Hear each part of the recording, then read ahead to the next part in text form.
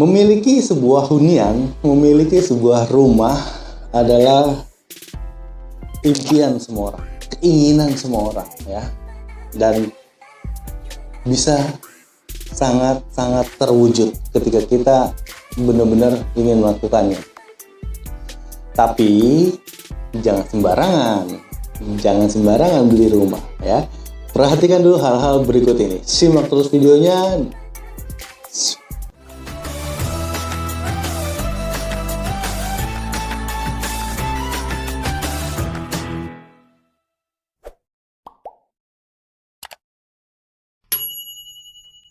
Hai, halo, apa kabar teman-teman semua? Semoga hari ini lebih baik dari hari kemarin. Ya, hari ini saya kayak orang Bali apa? Tapi ininya Cirebonan nih. Oke. Ya, hari ini kita akan bahas tentang properti, tentang perumahan, tentang hunian, gitu ya. Hunian impian, hunian keinginan, gitu ya. Apa sih yang mau kita wujudin di hunian kita, di rumah kita, gitu ya. Seberapa besar kita mau ingin punya rumah, atau kita mau punya rumah kecil dulu, atau sebagai aset dulu, sebagai investment dulu, gitu ya, sebagai investasi dulu, gitu ya. Nah, banyak yang harus kita pikirkan ketika kita ingin membeli rumah, ya. Banyak yang harus kita pikirkan ketika kita ingin membeli rumah. Bukan hanya sekedar harganya berapa, bukan hanya sekedar bagaimana cara pembayarannya, bukan hanya sekedar cicilannya saya sanggup atau enggak, gitu ya. Bukan hanya sekedar DP-nya murah atau mahal, gitu ya. Biaya perawatan dan lain sebagainya, gitu. Nah, banyak hal yang harus kita pikirkan, gitu. Banyak hal untuk kita memutuskan untuk membeli rumah, ya. Jadi jangan sembarangan untuk teman-teman mau beli rumah, gitu ya. Rumah adalah suatu yang seperti kita mencari pasangan. Kalau kata orang, banyak yang bilang bahwa kalau mau beli rumah, mau milih rumah sama kayak kita memilih jodoh. Gitu ya, harus klik gitu ya, harus klik, harus yakin, harus bener gitu. Dan kalau saya lebih memilih mengikuti kata hati gitu ya. Jadi banyak yang kita harus pikirkan. Jadi apakah kita ingin rumah kita di sebuah hunian perumahan gitu ya, hunian klaster gitu ya, atau kita hanya ingin rumah kita ya di perkampungan biasa aja gitu ya. Nah, itu sebuah pilihan juga teman-teman. Jadi teman-teman bisa memilih seperti apa hunian yang ingin teman-teman buat, seperti apa rumah yang ingin teman-teman impikan gitu ya. Ada orang-orang yang mengimpikan rumah yang di sebuah perumahan. Kenapa? Karena aman, karena ada fasilitas buat anak gitu ya, ada taman bermain, ada mungkin ada fasilitas seperti food court lebih dekat kemana-mana gitu ya, ada playground untuk anak-anak, untuk anak-anak berenang, ada fasilitas kolam renang yang disediakan oleh developer gitu ya. Ada fasilitas untuk ibadah gitu ya, dan sudah ada semua di sebuah perumahan biasanya. Nah, jadi pilihan-pilihan itu tergantung dari teman-teman semua. Teman-teman semua mengimpikan seperti apa sih huniannya, menginginkan hunian seperti apa sih gitu ya. Ada juga yang berpikiran gini, gue mau rumah di kampung aja lah, di desa aja lah gitu ya. Kita bangun rumah di desa gitu, kita punya ladang, kita punya mungkin sedikit petak sawah, atau kita punya perkebunan, atau kita punya tempat untuk melihara ternak gitu ya, itu oke gitu, nggak masalah. Ketika teman-teman mempunyai keinginan berpikiran untuk seperti itu hal yang baik juga gitu ya. Jadi apapun yang teman-teman inginkan, mimpi perumahan, mimpi hunian seperti apa yang teman-teman inginkan, teman-teman bisa wujudkan ya. Semua ada di pilihannya gitu ya. Nah, hal-hal yang perlu dipertimbangkan ketika kita ingin membeli rumah atau kita ingin membeli hunian ya, hunian impian kita ya. Hal-hal yang perlu diperhatikan adalah yang pertama, ketika teman-teman berada di keinginan yang nomor satu. Keinginan nomor satu adalah keinginan di mana teman-teman ingin mewujudkan perumahan, ingin punya rumah di sebuah hunian perumahan gitu ya. Nah, yang pertama adalah teman-teman harus tahu dulu siapa sih developernya, siapa sih pengembangnya, siapa sih yang bangun perumahan ini gitu ya. Karena banyak developer nakal, banyak pengembang yang nakal gitu ya. Kita harus tahu juga pengembang yang bagus. Kita juga harus tahu juga pengembang yang ternama gitu ya. Sehingga kita yakin bahwa kita tidak terkena tipu daya oleh pengembang atau developer pembangunan rumah gitu ya. Banyak yang developer nakal yang membuat pembelinya ini merugi, merasa terugi, atau bahkan udah keluar sebagian uang, sejumlah uang gitu ya, tapi rumahnya nggak pernah ada, rumahnya nggak pernah terjadi dan developernya kabur. Banyak juga yang terjadi ya. Jadi tapi kita nggak usah pikirin intinya, tapi kita harus tahu juga siapa pengembangnya, siapa developernya, pembuat perumahan yang ingin kita beli perumahannya. Oke? Pengembang yang bagus adalah pengembang yang tahu konsep perumahannya, dan dia biasanya sudah mempersiapkan semuanya, dari lahannya, dari contoh bangunannya, dari set plan-nya, dari apapun itunya. Jadi kita harus tahu juga pengembang yang bagus adalah pengembang yang memang sudah merencanakan semuanya ya, semua perencanaannya sudah baik. Nah, itu adalah pengembang yang bagus. Oke. Yang kedua, seperti tadi yang sudah saya singgung, yang pertama adalah kita harus tahu dulu temanya, tema atau master plan-nya si perumahan itu. Boleh nggak kita lihat? Boleh. Pengembang yang baik, pengembang yang bagus, kita pasti sebagai pembeli, kita pasti dikasih tahu temanya, master plan-nya seperti apa. Nah, dari master plan itu kita bisa lihat seberapa besar sih lahan dari pengembang ini. Nah, ketika lahannya itu besar, ketika lahan yang akan dibangunnya itu besar gitu ya, maka kita yakin bahwa hunian kita ini akan berkembang. Ketika hunian kita berkembang, nilai investasi kita itu juga akan naik. Ya.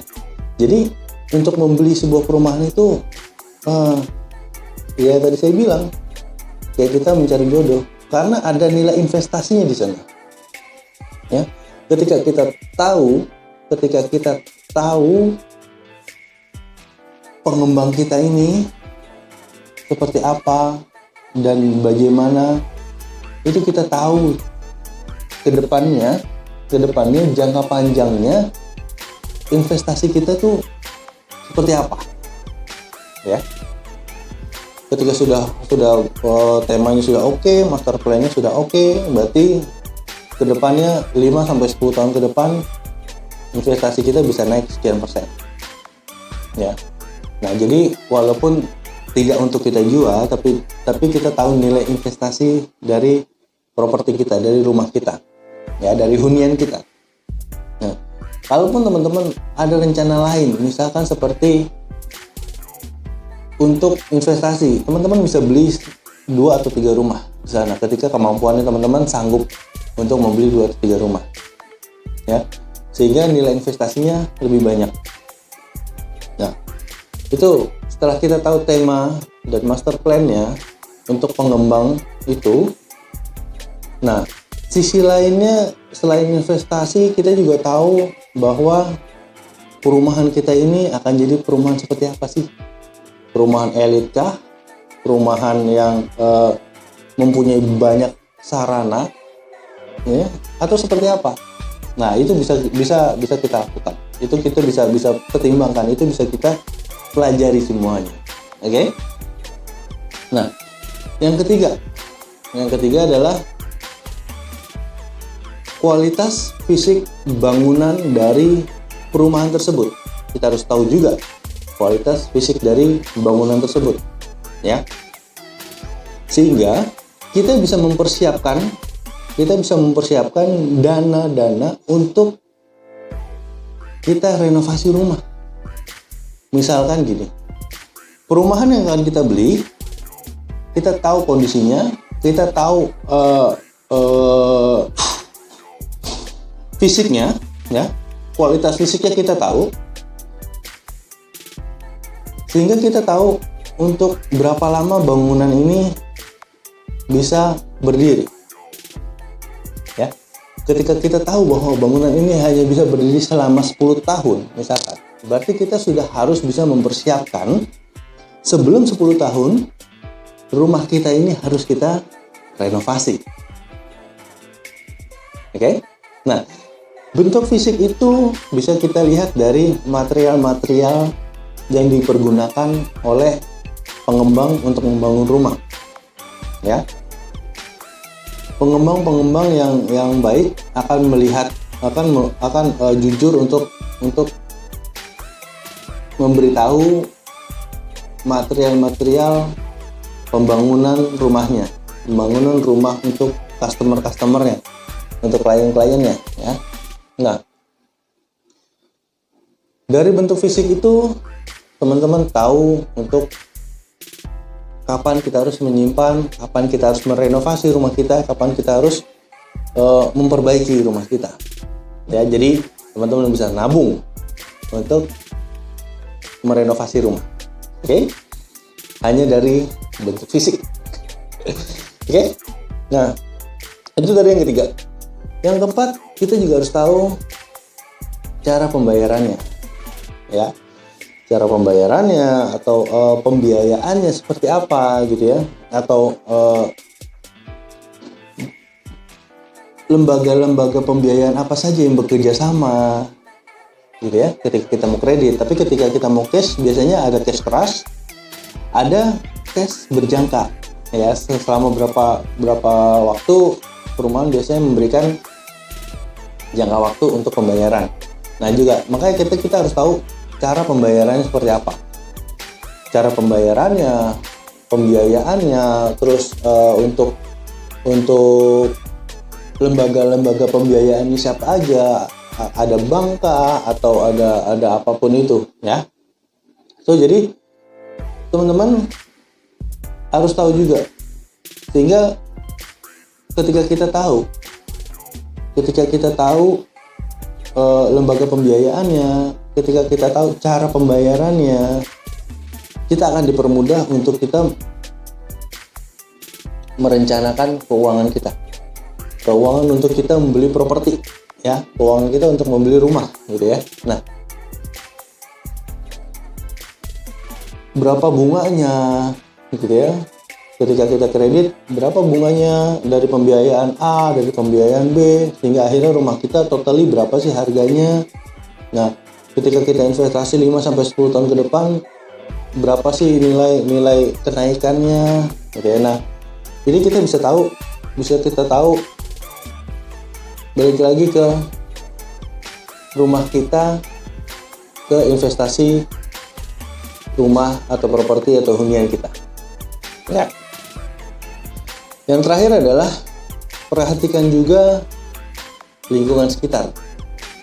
Ya, perhatikan juga lingkungan sekitar. Jadi ketika teman-teman ingin membeli rumah di sebuah perumahan. Teman-teman juga harus tahu, ketika teman-teman sudah tahu master plan-nya, pasti akan tahu lingkungan sekitarnya sebelum perumahan ini jadi, ini lingkungannya seperti apa sih?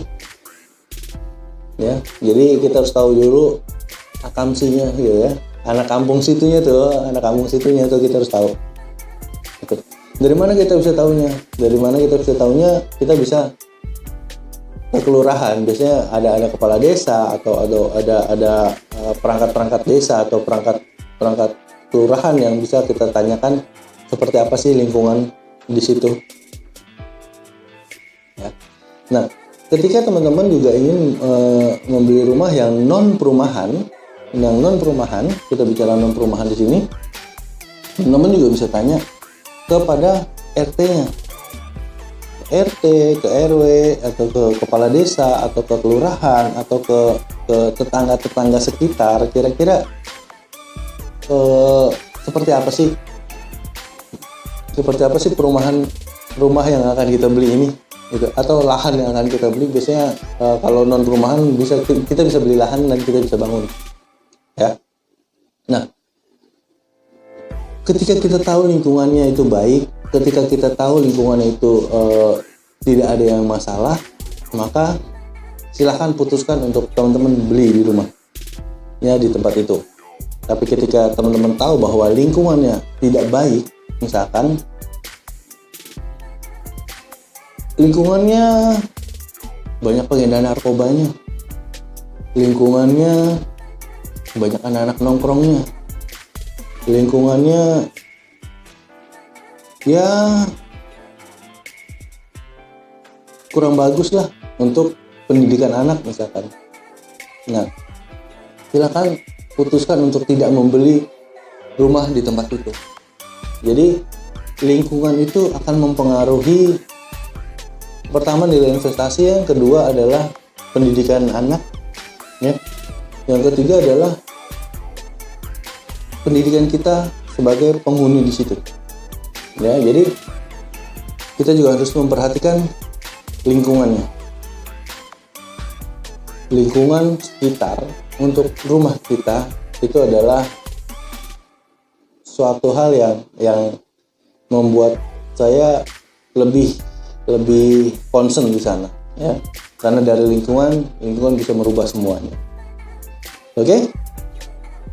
Nah, mau perumahan atau mau di non perumahan, terserah teman-teman semua.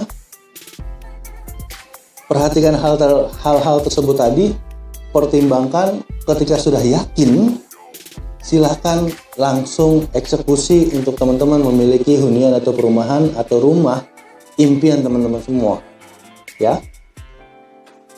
Dan saya doakan semoga teman-teman semua di tahun ini memiliki rumah atau hunian impian teman-teman semua.